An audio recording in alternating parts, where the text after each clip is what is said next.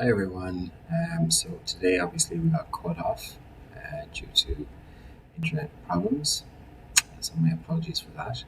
And we got cut off just when we were about to start position number 3 here. So I'm going to work my way down through this. And I think I'll just post it on your Teams so as you can actually see the videos afterwards. Okay.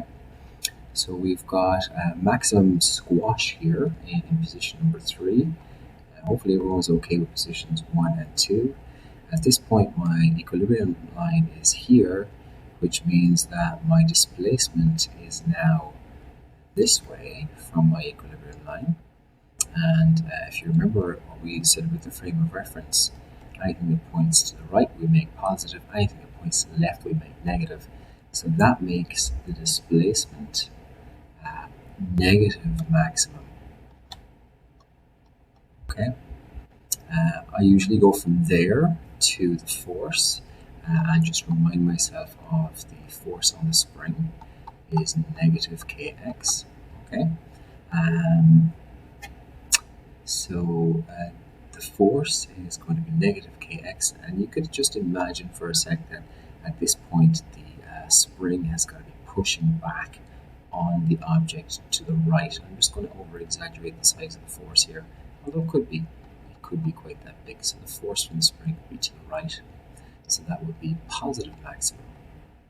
And like we mentioned earlier today, the acceleration is really just a scalar times the resultant force. So whatever the force is doing, the acceleration is doing the same thing, just maybe a little bit less of it or maybe a little bit more of it, depending on the mass that you're dealing with. So that means that this has also got to be positive maximum. Okay, so we just look briefly then at the velocity. Well, if you remember from the simulation, it's at this point that the spring actually stops for a moment and then turns around and starts to go back. So the velocity should be 0. I'll come to the kinetic energy, and once again, let me just remind ourselves of the kinetic energy equation. It's a half times the mass times the velocity squared. And so because it's got velocity here, the velocity is 0 at this point, therefore the kinetic energy should also be 0.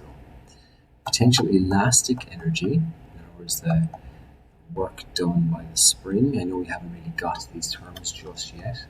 This is going to be half kx squared, or s squared.